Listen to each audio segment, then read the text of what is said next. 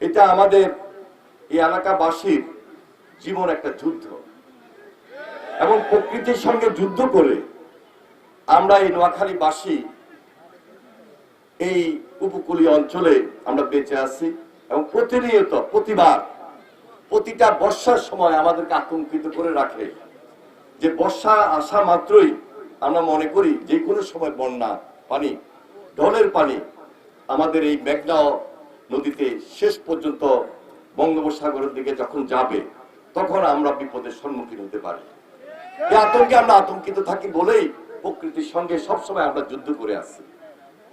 তো আজকে এখানে অনেক নেতৃবৃন্দ তো উপস্থিত হয়েছেন,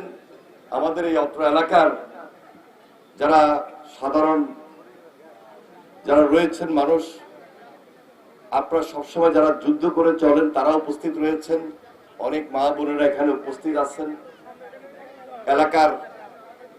চেয়ারম্যান ছিলেন উনি উপস্থিত আছেন,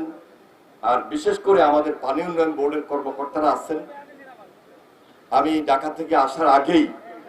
আমাদের ডিজি সাহেব, এডিজি সাহেব, এক্সএল সাহেব ওনাদের সঙ্গে আলোচনা করেছি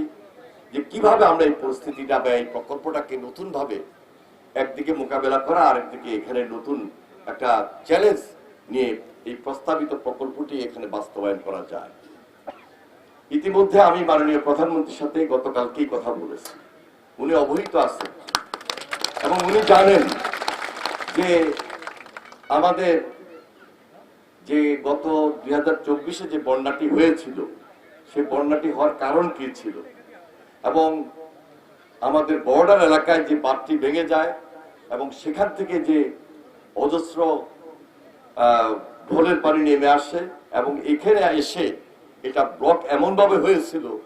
ফেনীতে বন্যা হয়েছিল এবং এটা এক পর্যায়ে যখন ভেঙে যায় তখন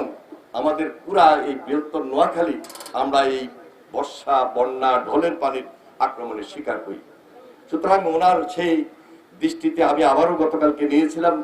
এবং তিনি সম্পূর্ণভাবে অবহিত আছেন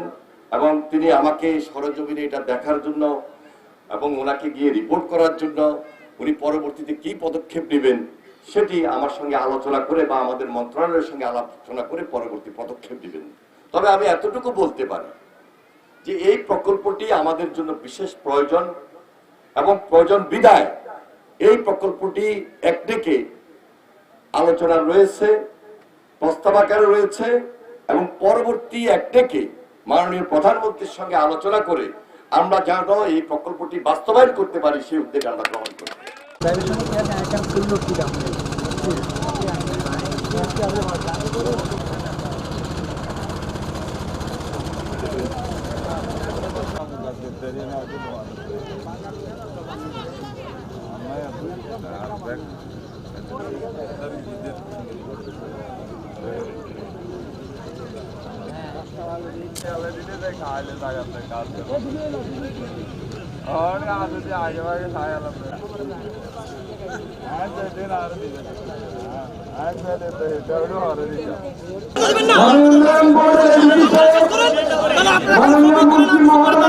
আজকে প্রধান অতিথি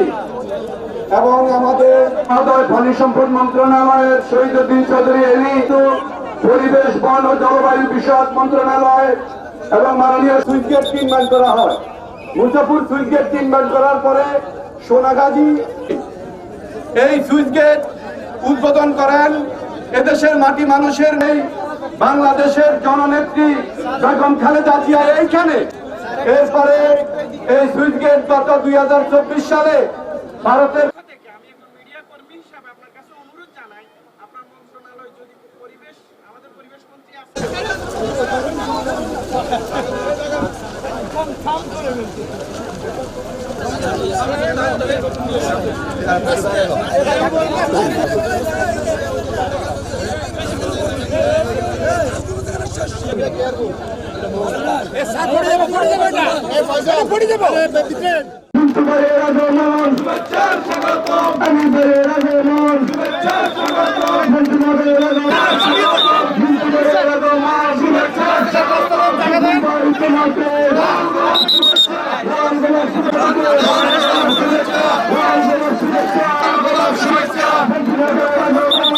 আমি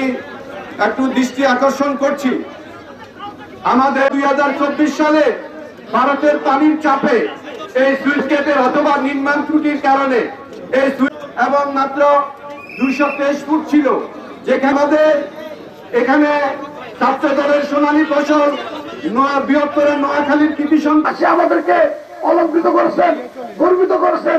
সাথে সাথে বিশাল আশাবাদ তৈরি করেছেন। ইনশাআল্লাহ আমরা আগামী বছর প্রত্যাশা করছি। কামাল ভাই মহিলাদের দীর্ঘদিনের দাবি এবং আপনাদের এই দাবির প্রতি একসময় দেশনেত্রী বেগম খালেদা প্রকল্পের আওতায় নিয়ে আসতে হবে। সুতরাং এই ব্যাপারে আমি ইতিমধ্যে যেটা কথা বলেছি, ফেনীতে বন্যা হয়েছিল এবং এটা এক পর্যায়ে যখন ভেঙে যায় তখন আমাদের পুরা এই বৃহত্তর নোয়াখালী আমরা এই বর্ষা, বন্যা, ঢলের পানির আক্রমণের শিকার হই। সুতরাং ওনার সেই দৃষ্টিতে আমি আবারও গতকালকে নিয়েছিলাম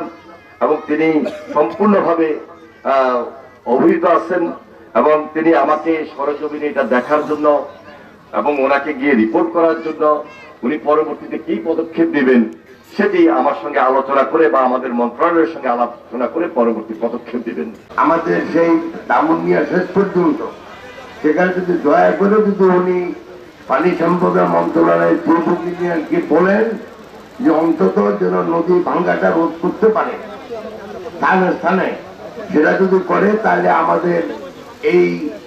2-3টে ইউনিয়ন নোয়াখালী জেলার এবং 3-4টে ইউনিয়ন ফেনী জেলার বেশ উপকৃত হবে। কষ্ট না করে এসে এই জায়গাটা দেখার পরে উনি যা উপলব্ধি করছেন তাতে আমার দৃঢ় আরো উপস্থিত থাকেন নোয়াখালী 5 মহল